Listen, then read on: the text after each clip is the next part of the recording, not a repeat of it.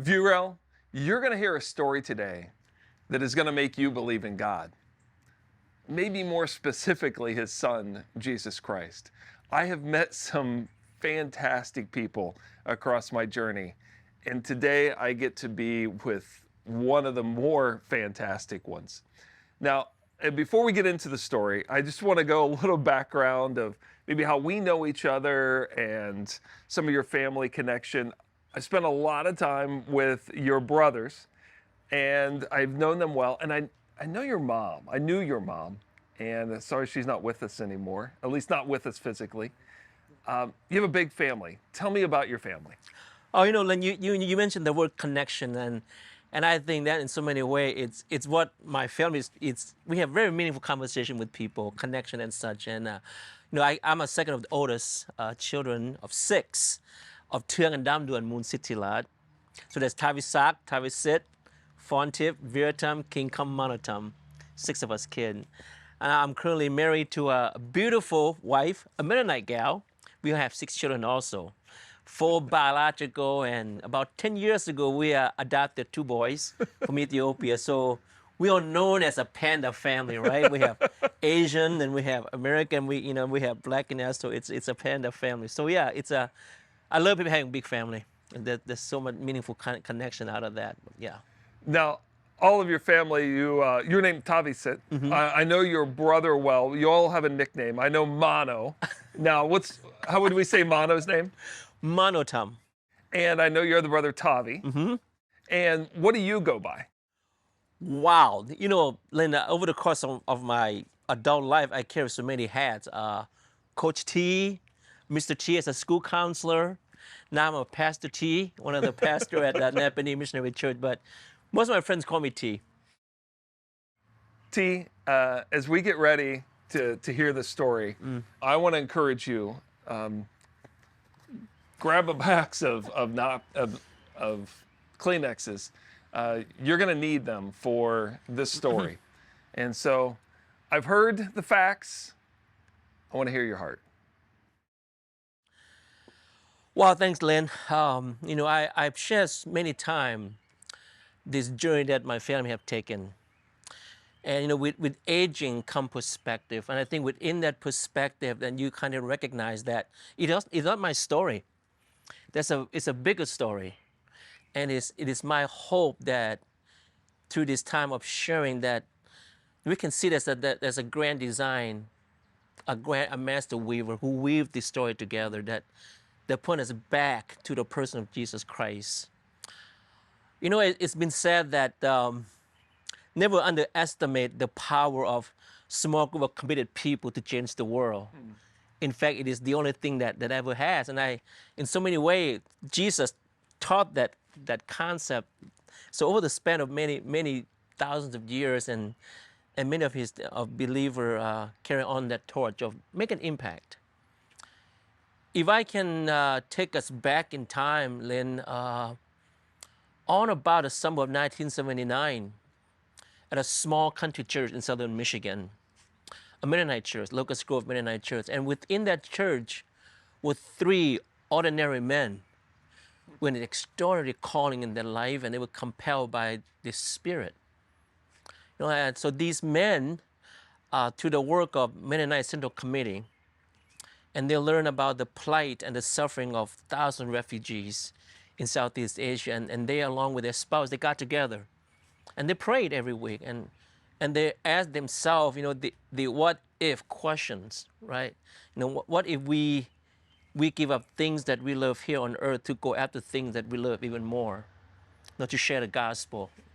What if we love our neighbors as ourselves? What if we step out in faith, with this irrational generosity and uncompromising compassion to a complete stranger? So they burdened with that calling, and these men set forth in motion events that forever alter a life or family. So in the meantime, right, halfway around the world, between 1964 and 1973, 2.4 million tons of bombs were dropped on a tiny country of Laos by the United States government in their attempt to stop the spread of communism. And that translated into about 360,000 bombing mission. So literally, a plane loaded with bomb was taken off every 9 minutes for 9 straight years. So, so the bombing campaign, destroyed lands, devastated family and separate people. But within the midst of that suffering and loss was a humble gentleman, along with his wife and 6 children, who too was compelled by the very same spirit, but unknown to them.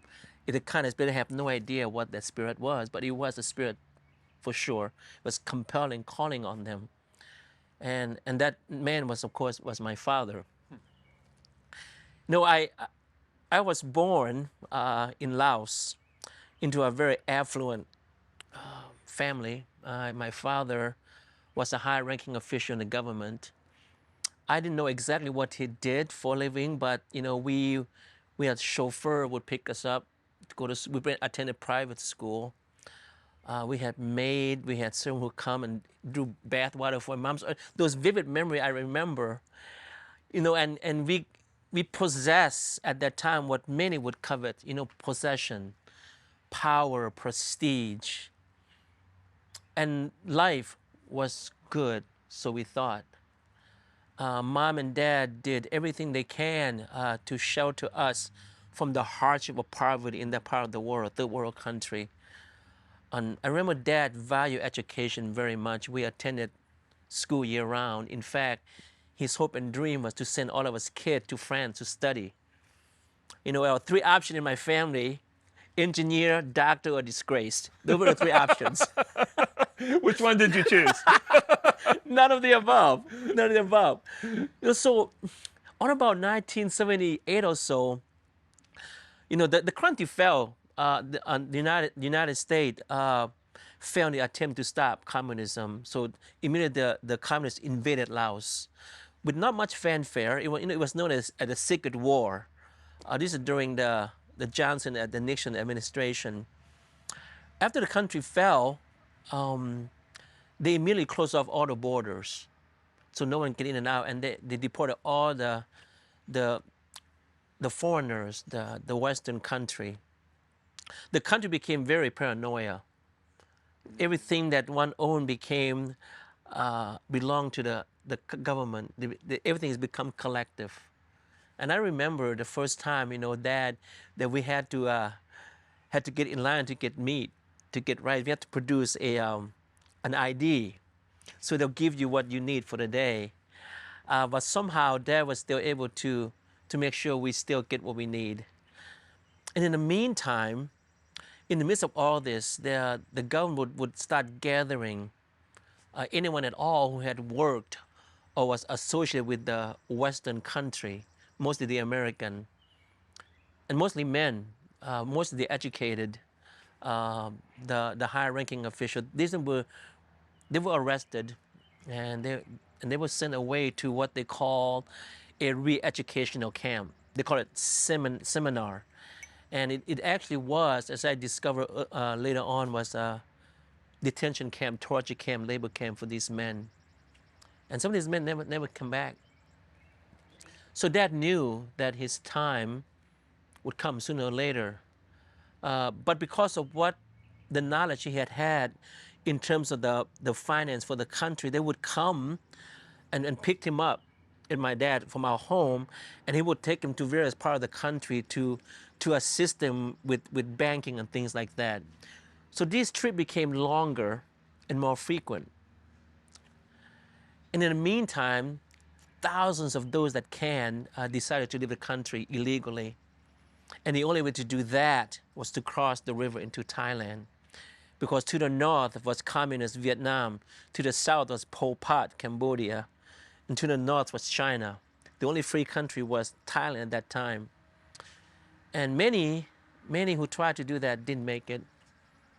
And the government did a very good job letting people know, if you cross this line, there's price to be paid, not only for you, but extended family.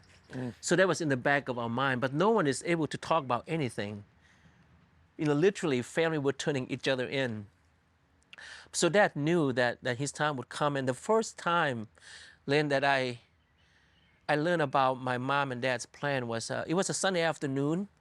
We live in this big mansion, and I often find myself in this family room reading. And next there was Dad home office. And this one afternoon, Mom and Dad was behind a closed door. They were talking. And sometimes when you notice certain volume of your parent talking, you pay close attention. And I listened in on this conversation, and toward the end of the conversation, Dad, Mom stepped out of the room and slammed the door, and she turned back to Dad and said to him, opened the door and said to me, that we are family. You can't do this. You can't do this. And that was the first time I felt something was going on. Tavi said, how old were you then? I was 11 at this time. Young enough not to know everything, but old enough to understand, to send your mom and dad world crumbling. And it's sort of inside of me. I was in pain, but yet I don't have the capacity to verbalize it to them. So that's when I knew. In the meantime, within months of that conversation, Mom's dad was arrested, and he was a police officer for the city. He was sent away to one of these islands, to this labor camp. Never came back.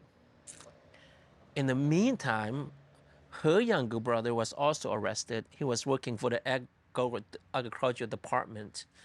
He too was sent away, and he died in one of those camps, left behind a young son and a young wife. So that, and you look all around, the young men were being recruited into the military. They were shortage of food. They were shortage of everything, and you need ID even to step out the door to go anywhere. And there was a tight rein on the government, and anywhere you go, every hour or so, everything would stop, and the prime minister would come on this speaker. They would put this speaker along the street, and he'll come out and just propagandizing about the virtue of communism, and everything have to stop, and you have to stop and listen. So there was that oppressive thing we were living in. And then one evening, I heard a commotion, and out and by the corner of our property, my dad, along with my uncle, was dumping something down the family well. I discovered later on was tons of documents. I'm guessing it's the highly confidential information about something or somebody.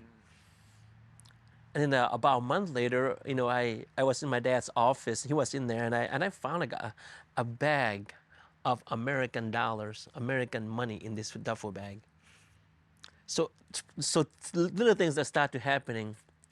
And then sure enough, on or about, I think, mid-1979 or so, Dad gathered all his kids in the living room.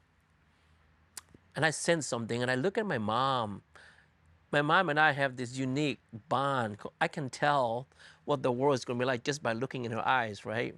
I look at Mom, I can tell she's averting eye contact with me. And I said, Mom, and Dad said, hey, we are going to go on a little family trip. It's a secret trip. No one needs to know. And you can't, you can't, don't pack anything. Just have a couple of shirts on top of each other. And look at Mom, and, I knew. I think Mom knew what I knew, what they had talked about a few months back. And I look around, Tavi wasn't there. The oldest son wasn't there. See, for Tavi, his daily routine is take the only soccer ball we have in the home. He'll go to the temple, and he'll gather all the kids, and we play soccer at the temple. Oh, that is so your brother, Tavi. and I can just picture that. Anytime you want to find Tavi, he will be at a temple with all these kids and playing soccer ball. And I say, hey, Dad, what about Tavi sock? We can pick him up on the way there. And I looked around, and I look around the house, and just kind of take it all in. This might be it. Although I didn't have the courage to verbalize out loud to anybody. So Dad went back to our house, and he pulled up. They took everything from him, but somehow he kept his Datsun, which is Nissan now. Yeah. It's a 4-door Datsun, cream color. And he packed us all his kid in there, and I said, hey, don't forget Tavi, don't forget Tavi sock, don't forget Tavi sock. Yeah, we got that, and we got in, and we live in a family compound, right? Similar to this with fence, and Dad built houses for all my mom's siblings. He was a very generous man, and the other thing too, we grew up Buddhists. They were devout Buddhists. They were generous to the temple, generous to the community. They both are well known for their generosity to people that are in need. And so we got in this car, and we drove off, and I remember looking out the back window and seeing my cousin. I want to roll on the window and scream at him, hey, don't take my stuff, right? Leave my bedroom alone. I'll be back. I know I'm not coming back. I saw my aunts and uncle on and about, and you can't just say anything. And so we drove off, and then we stopped at the temple, and Tavi didn't know what was going on. He didn't have anything with him. For some reason, he jumped in the car, and he just left the only soccer ball there. People love Tavi, because Tavi is the only one with a soccer ball in that town. And he makes sure everyone gets to play soccer. So we got in the dust, and Dad started driving it, and we would get stopped by a group of patrol soldiers. Would ask for ID, and because of who he was, they just let him through. And then we came into the busyness of the capital city, and all of a sudden the Datsun just stopped, just would not run anymore. And Dad got out, and Dad didn't know anything about car. So he pretended to kind of messing around, and somehow the car wouldn't start. And again, here is the high-ranking official with his big family in the middle of nowhere. Because there were motorcycle and bike all around. But yes, here's this Datsun with this government official. So we attract a lot of attention that afternoon. Then Dad, he's not going to go. He decided to walk. And we started walking, and all of a sudden, a gentleman approached my father. I knew who he was immediately. And he approached my dad. That gentleman, his son, was our private tutor. So we went to school year round. We never had a break. And in our summer break, Dad would hire a private tutor to come to our house to teach us whatever it is we need to learn so that we can go to France. This explains why Tavi's so smart. I knew there had to be a reason. Well, he's well read, that's for sure. So his son, you see, had safely crossed the river into Thailand with his family. So all of a sudden, this dad connecting with me, and next thing I knew, he asked us to follow him, Mom and Dad and 6 of us kids. So there was 12-year-old, 11, all the way down to 8-year-old, 7-year-old. And we follow him, and I can tell they were talking. And I can tell the heaviness in my mom just by her posture of how she was walking. And then we got along the river, the main Mekong River. And this is where everything happened here. And as we were walking along the river, we came upon a house on stilt. Every single home on the riverbank on stilt because of the monsoon season. And people would keep their pet water buffalo underneath the house. And so we climbed up on this house, and we gathered there this afternoon, and I can tell Mom and I continued to talk with this gentleman. Then toward early evening, throughout the afternoon, we would hear a patrol boat going up and down. And once we would hear a gunshot, boom, boom, boom, boom, boom, boom. So the sound is just common. We don't think much about it, but we also knew that someone probably got killed trying to cross the river. Then Dad gathered all of us again, and throughout the afternoon, I was waiting for my dad to verbalize a phrase that came to be both a blessing and a curse if you allow ocean. And he gathered and looked at all of us kids, and Tavi knew. He sensed something was going to. He said, "We are skipping the river. We are skipping the puddle," which means we are crossing the river. That's the phrase that people use to say we are escaping. And I immediately, of course, look at my mom. I can tell it's just so hard on her. She can't say anything. And inside my heart was, Dad, what about our home? What about our family? What about all that we had? And so mine had to make a very painful decision that afternoon to leave everything that they had, their family, their possession, their home. I think the most painful part is their identity as Laotian. And with that, and he said, he just shook his head. And an hour later, we stepped down from that house and walked on this path along the river, following this gentleman. And we walked, seemed like for hours, and it's almost as though they were waiting to get to dark, and never once did we get stopped by anyone. And there's a story behind that. And then it's towards sunset, and I was getting a little darker, and all of a sudden along the path, we saw this movement in the bush coming toward us. And out of nowhere, a gentleman jumped on this path, and he was not a soldier, he was not a communist soldier, he was not a police officer. He looked different. Long hair, just pair of shorts on his body was just covered with tattoo. Around his neck was a piece of rope and a bullet at the end of it. And on his shoulder was a rifle. And we knew, anyone with tattoo in that part of the world commands certain level of fear and respect. He may have belonged to certain temple or certain religious sect that he earned those tattoos. And as we looked at him and without saying a single, he said, come with me now. And the gentleman who was with us, go, bye. And he pushed us to go. And I recall Mom just grabbing my little sister's hand. She was just been, 7 years old? And Dad grabbed Mano's hand, the youngest one. And we ran. Len, it's looking back now. We had no fear. It was something was compelling us, pulling us, pushing us. It's this different kind of spirit that I want to talk about. And we ran, and we didn't look back. And we got to the end of the trail, and there was waiting for us one canoe. Now, it's not a kind of canoe that you would find at Dick's Sporting Good, right? This is like a tree trunk that just been dug out. Dug out canoe. None of us know how to swim. Not a single life jacket was available. And there leading us was this man with a rifle around a stranger. And he commanded us, get in the canoe. Am I doing my math right? There are 9 people. Correct. In one dugout. Correct. And in the background of all this, right? Patrol boat, gunshot in the background. Dad was the last one to get in. And the gentleman pushed the canoe off, and Dad pushed off the canoe. And I remember looking back, and he turned one more time to look at his beloved country. See, when you leave that land, you now become a refugee, which means you no longer have identity to any particular country. You don't have any right to anything.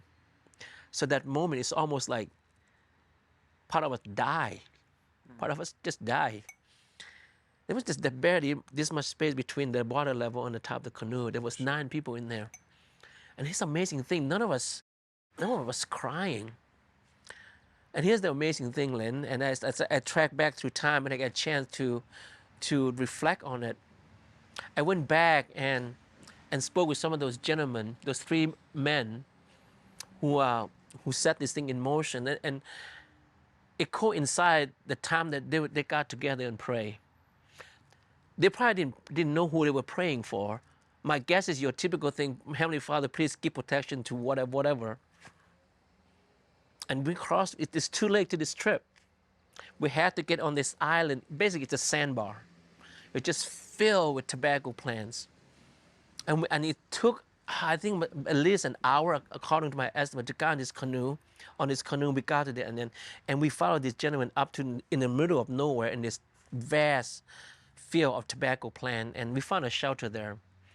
And you can tell it's been used before for smuggling purposes. There were remnants of foods and clothing there. And he set us down, and he said, don't go anywhere. You be safe. Someone will come and get you. And just like that, he left. He just left us there. Now, people have been, we heard stories of people being killed on that island. Sure. Sometimes the smuggler would take your possession and just leave you there. Then sure enough, 2 more gentlemen came from the other side of the island. And it's the oddest thing, he saw what my dad had on. See, all my dad's clothes were custom made or imported from France. What he had on that day was an alligator shirt, a well-known brand similar to what you would call like Ralph Lauren polo kind of thing, right? So he had this bright yellow alligator shirt. He asked my dad to take off the shirt. So my dad gave him the shirt and gave my dad something to put on. And then dad proceeded to take out his belt. And inside his belt, he unzipped it and he pulled out jewelry, gold, coins and things and gave to these gentlemen. And mom, fumbled through her purse and hand these gentlemen money. And they command us to put on different kind of clothes, without saying a single word. And looking back, and mom was shaking. Mom was shaking. And dad just remained strong through it all. And they said, follow us. They're Thailand, so they spoke Thai. And that we understood Thai. And we followed these gentlemen to the other side of the island. By this time, it was just pitch dark. And there was 2 more canoes waiting for us. Again, no life jacket. They put the 3 others from my mom. 3 Completely youngest, my dad. dark, in a dugout canoe. You don't know how to swim. Nope. We don't know how long this was going to take. All we see, this is third world country, remember. You don't see light anywhere. It's just a spot of lantern along the river, And we got in, and this is where we become very scared. Because we don't know how far mom or dad was. And I was in the canoe, the oldest 3 with mom on the canoe, and then we push off at the same time. And it seemed like it took forever. And we got there first. Of course, we sat there and wait. Where's dad with monotone king coming and Vietnam where's, and they finally came. And this is where it get really tricky. Anytime a Laotian cross into Thailand, right, they're refugees. The receiving authority would place these refugees in prison to process them, to investigate, to interrogate them. Then they can assign them refugees ID so they can be placed in refugee camp. So during this stretch of time between 1978 and on, the United States, along with the United Nations, established camp throughout the border to absorb these refugees. Dad knew that there's no way that mom, 6 kids, and him can be in a third world prison for however how long that would be. Yeah. His hope was to go right into refugee camp. And the sheriff of that town came, and without a single word, and Dad knew exactly what he needed to do, and he put us in the back of his pickup truck, the police officer, and he started driving. And we waited. Oh, we're going to end up in jail somewhere. He took us to his house that night and hid us in one of the rooms in his house. The sheriff of the town. And I know Dad may have, later on that Dad had secured smuggling group to smuggle us out. Mm-hmm. He had the mean to do that, and I know Dad may have worked with this group of people. That night he put up a mosquito net for us to sleep in. Dad put all of us kids in mosquito net, and him and Mom was outside. And the gentleman gave my dad a pack of cigarettes, and Dad smoked the whole thing. For some reason, everybody male in that country smoked cigarette. I think it's probably the coolest thing to do, I suppose. But so Dad, then morning came, the sheriff's wife came and spoke with my mom. It's as though she knew what Mom needed, a conversation, assuring that it's going to be okay. It was not okay. And then he put her in the back of his truck, and we thought for sure he's going to take us to the jail. He didn't. He kept driving and driving and driving. And after a while, and I recognized it right away, refugee camp. It was in the middle of nowhere. I remember seeing just this barbed wire fence, a couple of water tower in there, and there's not a single tree, not a single green thing was in sight. And we got into the camp. Now, in order to get into the camp, you got to have refugees ID, which we didn't have. To get that, you had to go to jail to be processed, which we didn't do. And a gentleman took us to the front door, and he placed us right side of the gate at one of the shelter food vendor people, and just stayed here. I'll be right back. We were waiting, we see the Thailand people. It's kind of like, Thailand doesn't think highly of Laotian. To them, we just a new annoyance, taking up their resources and causing all kinds of trouble. This glare, this look, and it was hard. It was hard. A few hours later, the gentleman came back out, and in his hand was 8 fake IDs, 17920. I remember that number vividly, and our name Mounsithiraj. Back then, this is 43 years. There's no need for pictures. You don't have the mean for that. And so he gave us this, and he took us in, and he took my dad to the back of the check-in place, and some conversation taking place, and he came back out. You're safe now. You're gonna be okay. It's not okay. Here is my family, right? A high-ranking official, living a life of luxury. Now we're in refugee camp. There's so many things I remember about the first day, the noise. The sight of kids running around without clothes, dog running around. But what hit me the most was the smell. This is Thailand. The humidity, the dust, the human waste, the garbage. It just hit you so hard. And I look at my mom. You can tell things are not good. It's just people just everywhere, and we just stood there. We didn't know anything. We didn't know anyone. Then all of a sudden, how many people were you in this camp with, would you say? At that time, between the 1979 when we were there, I think roughly about 5,000 to 6,000. Probably the size of, I would say, half of Elkhart County Fair. Because the parking, maybe just the parking side of the fairground. Oh. 5,000 people in that small area. Yeah. And what they would do, they build this shelter, right? It's all on stilt. You can imagine a chicken coop on stilt, but it doesn't make like that. It's a slab of bamboo as a wall, and the top would be tin, right? And they would divide it into sections.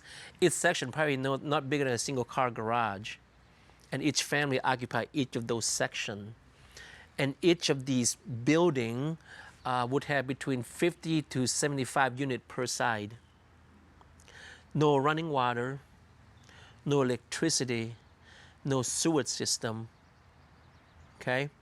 And each end of this building, they just dug a hole and put up tin siding, and that is your bathroom. There's no toilet paper was given.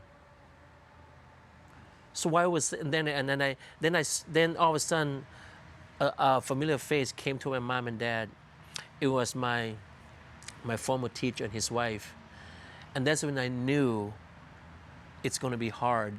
Then for the first time in 48 hours, mom just fell on her knee and just started to wail, just mourn, like she has lost many things.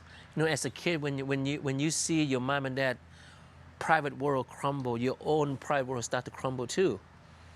There's no confidence in what people say, things going to be well. And that became our home. Life in camp was harsh.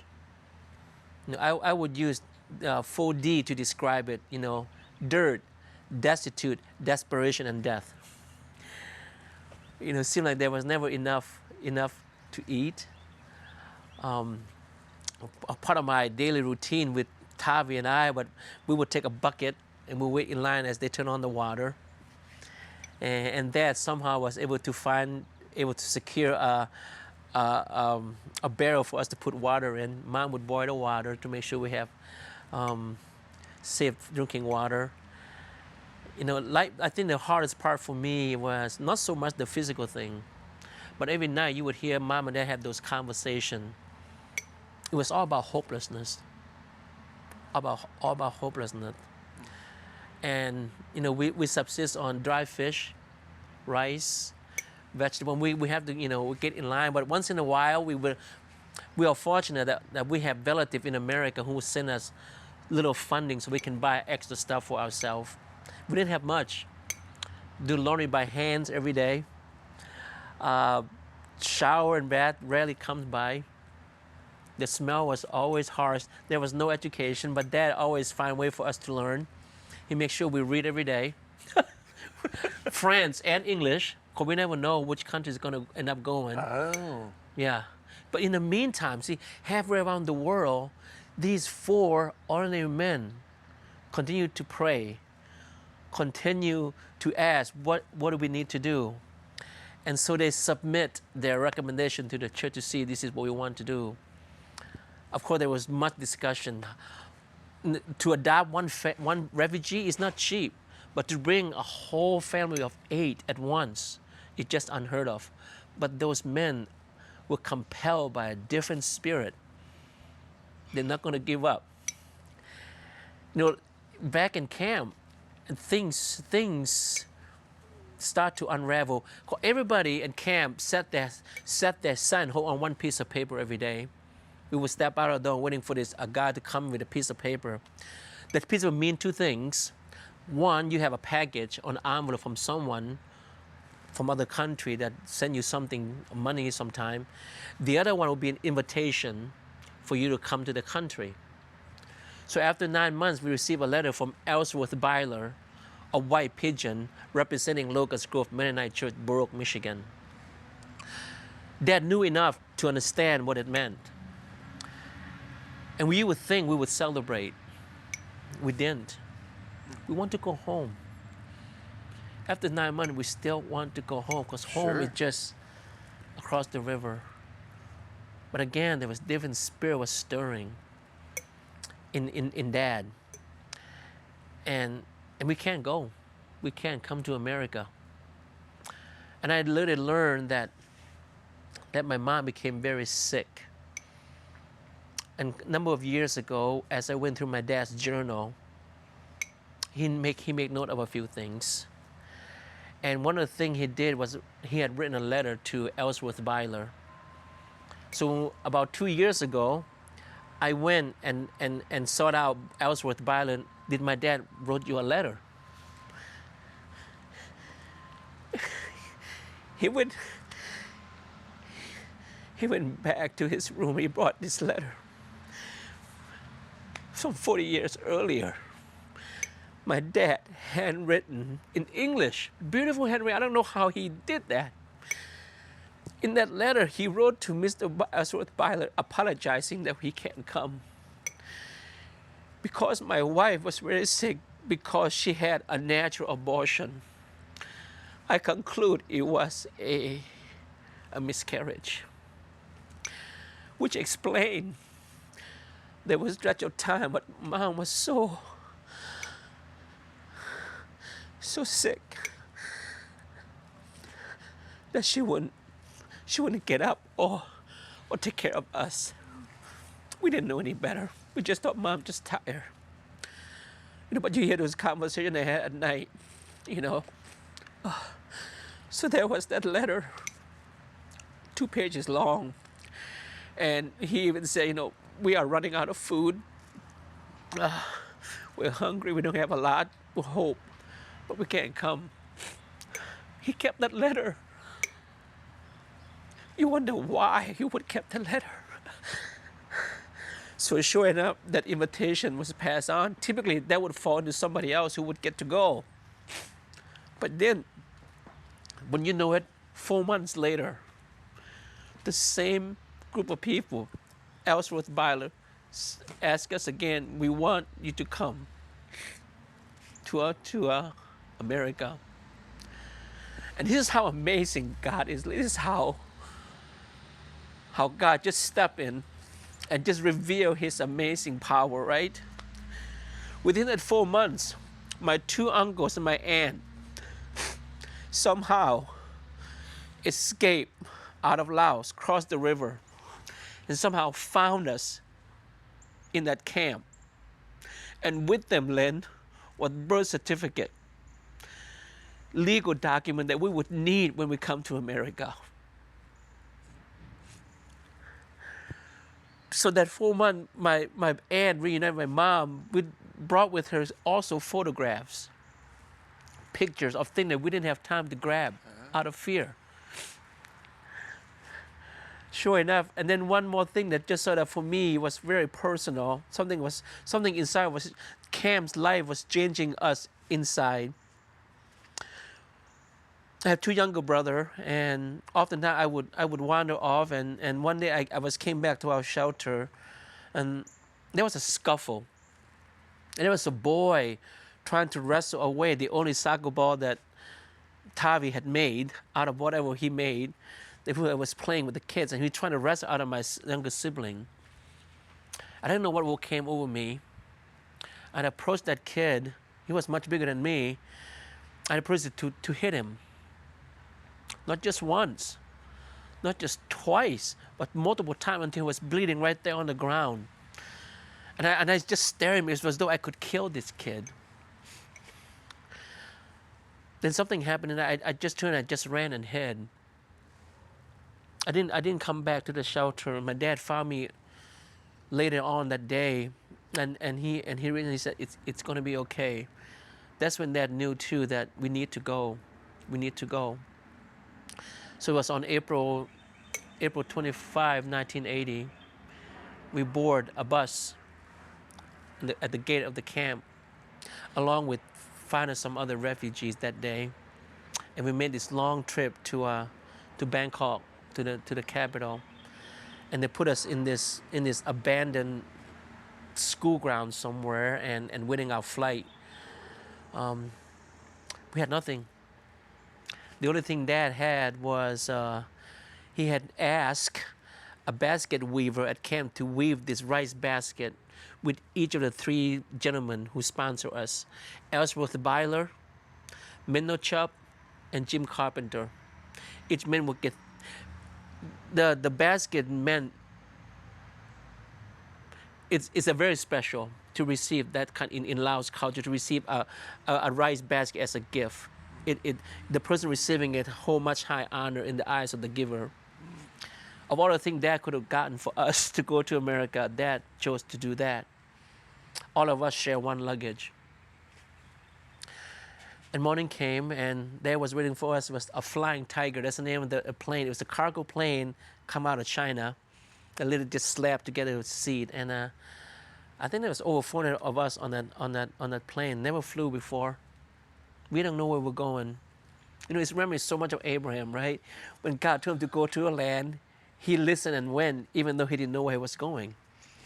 And in so many ways, it felt like that. And we got on that plane, and we landed in Hong Kong to refuel, and next thing we knew, we're crossing into Alaska.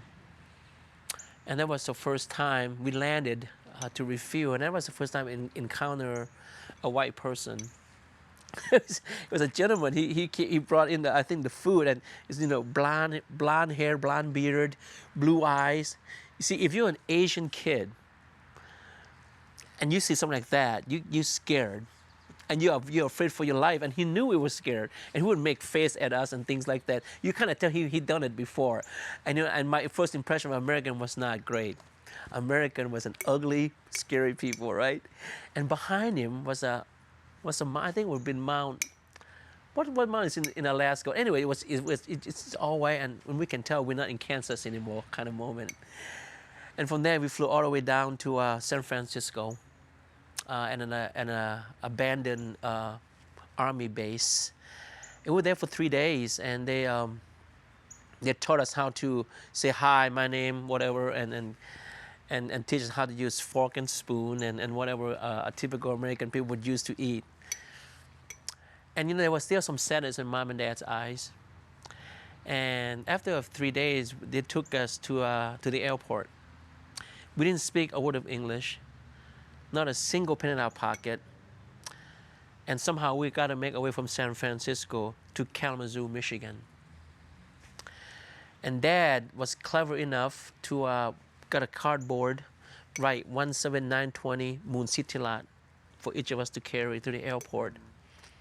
And I don't know who these were. I could only surmise that They were angels. The complete stranger came and grabbed our hand, walked us through all the places that we need to walk through the airport. And on April 28, 1980, our plane landed in Kalamazoo, Michigan. And there waiting for us was these 3 ordinary men with a sign that said 17920 Mounsithiraj. Not a single word was spoken or required to be spoken. There was connection there, and for the first time in a very long time, just a tear of joy just overwhelmed my mom and my dad. It's as though they knew they're going to be okay. It's going to be hard. It's going to be hard for sure. So we end up at Minnow Chup's house, and a retired. He used to be an Amish man, grew up Amish, joined a Mennonite church, sell insurance, retired, done well, and they were empty nester. They had a home that we lived with them for that summer, and the first evening we were there was a banquet waiting for us. If you could imagine a typical Mennonite gathering, there were plates for everything, fork for knife, fork for meat, fork for salad, glass for coffee, glass for this, and they were just spread out. I remember having mashed potato, white gravy, those bean casserole with the, yeah. It was, you imagine being a refugee, not having a real meal, to partaking in that moment. And it's a banquet. And I remember vividly the dessert that they served. This is 40 years ago. It was your simple vanilla ice cream in that rectangular blue box, right? Open it up and you put peanut and syrup on top. That became my favorite dessert of all time. Just any time, it's the vanilla ice cream. And as I look at my mom and dad, we were saved, we were fed, but there's something missing. There's some restless in mom and dad because we don't know what's going to happen. And that first Sunday when they introduced us to the church, we walked through this hallway, and we were walking there. All of a sudden, Dad stopped and grabbed my mom's hand, and they stared at this picture. That picture of Jesus knocking at the door. He revealed to me much later that prior to the communists take over the country, the time that under the oppression of communism and the time it came, he kept having a vivid dream of a white man knocking on his door. And he didn't know what to think. He was too scared to talk about it because he knew in his heart there's something about that dream. He didn't have the reference to know what that is until that Sunday afternoon as we walked through that hallway with that picture of Jesus knocking at the door. He knew immediately that the person of Christ is important to his life. Even though we didn't speak any English or read anything, church then became so important to him. The first job they found for my dad was a custodian, working third shift at Glen Oak Community College. A year and a half before that, he was this high-ranking financial officer for the country, and his first job. But Glenn, looking back, we often talked about, be imitator of Christ, be humble, gentle, be patient, be kind, treat people with love. And that was my dad. He never complained, never get bitter or any kind of malice toward anyone. He put his nose to the grindstone and started a new life, really, at the age of 42. And working for $3.15 an hour. But man, church become such a critical piece. Something he knew about belonging to a community of believers. The gospel was shared to us not so much we don't understand anything. I just remember having to stand up and sing from the hymn and pretend to open my mouth and just looked around. But just the way the community of that church reached out to us, to their kindness, to their compassion, to their love, little things that they do, without saying a word of English. that was drawn to us, to Christ, because that's who Christ was. Christ hung out with those who've been marginalized by society, right? The needy, the poor, and those people would have done well. And so we were compelled, we were captivated by this mystery of grace.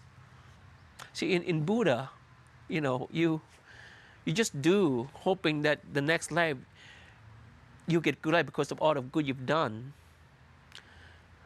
But when through the person of Jesus Christ, it was already given without us earning it. Even though we, by nature, deserve all kinds of wrath because of our sinful flesh. But yet, Jesus said, I die for you. I endure the cross because of the joy that's before me, which is us. I endure the cross. And that was a tipping point for my dad. That really the idea of grace. So that was the beginning of our faith journey. I don't know of any God, any faith in the world can take a man from a rice paddy and place him in a cornfield in Midwest America. I don't know of any other narrative that could arrive at that but a person of Jesus Christ. And now, and all of us came to accept the Christ as our Lord and Savior, and we continue to journey through that. And it's been 43 years. Mom and Dad has since passed, and we also lost a younger brother. I think the toll of that journey physically took on my father, and he left behind a journal that I often look through that gave me a glimpse that Dad knew in his heart there was a purpose to our suffering. There's a purpose to our suffering, and Paul talked about this, where he talked about, endure hardship as discipline, for God is treating you like his children. For what you are not disciplined their father, No discipline is pleasant at time, but painful. But later on would yield a fruit of righteousness and peace for those who've been trained by it.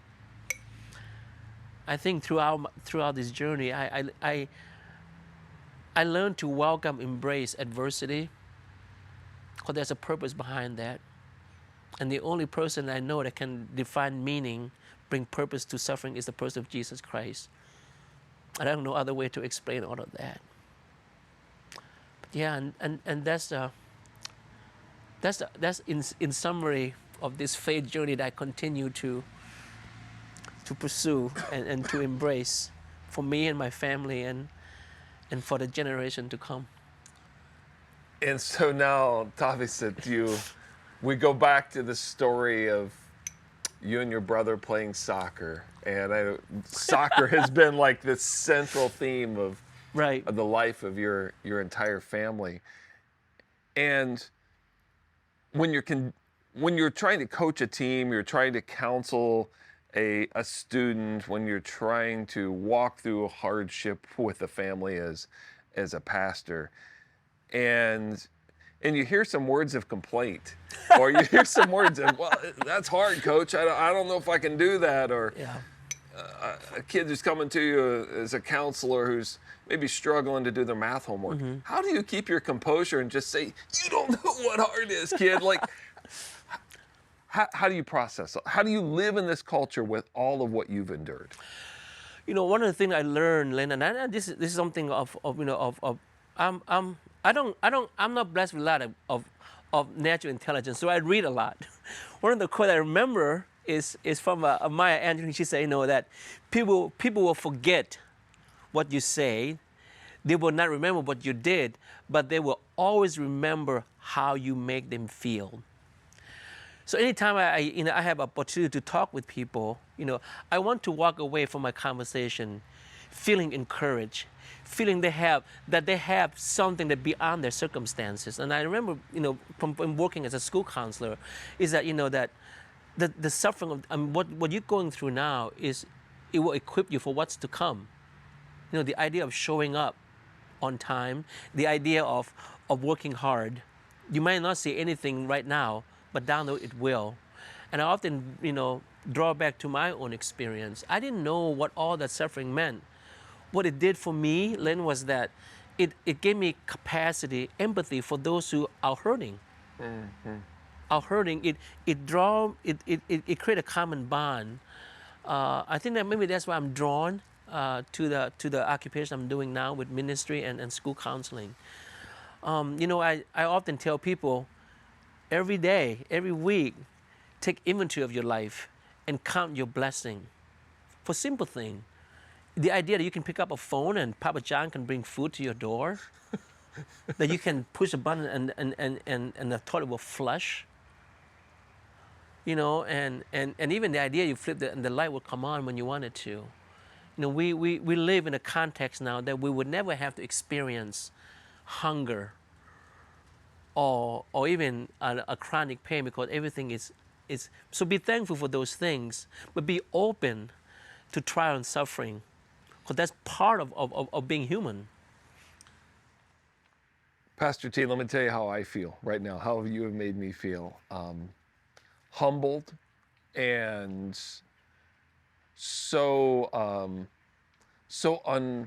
just unworthy of the grace of Christ, and understanding all of what he's done for you and knowing the challenges of my own heart. And I've learned so much. These three men who were praying for you and had no idea who you were, who your father was, your mother, anyone. Who are you praying for? Close us out with that. Wow. I think my heart is that people will come to know Christ. Not as a place to away from struggle, but a place for true peace and joy.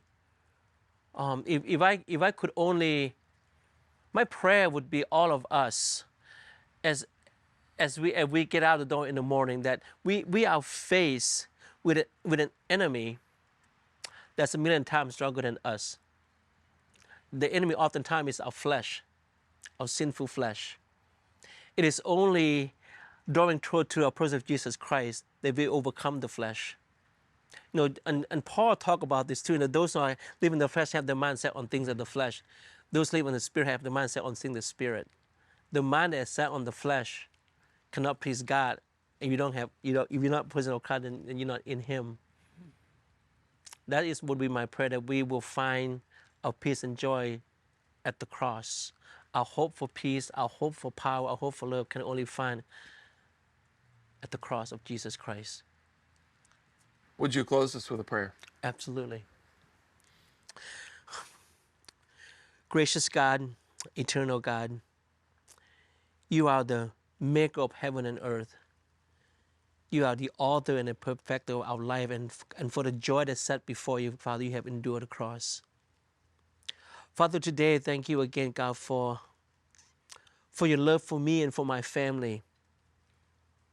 In those times when they were pain and hurt, you were there. You brought peace. You brought blessing to my life. Father, I pray that you continue to give me wisdom and discernment as I lead my family, lead my community. Father, my heart is that for those who are lost, who are in pain, who are hurting, can find peace and comfort in you. Father, I pray that all of us will elevate the spirit above our flesh. Help us, God, to be thankful for what we have here in America, in light of all we've been blessed with, the comfort, the affluence. Father, help us to walk, to mourn with those who mourn, and rejoice with those who rejoice. God, help us to make every effort to keep the peace with the unity of the Spirit. Father, we praise you and we thank you in the name of your Son, Jesus Christ, our Lord, our Savior. Amen. Amen. Amen. Amen. This has been the best day. Thank you so much for sharing with me and sharing with everyone at ViewRail. Thank you, my friend. Thank you.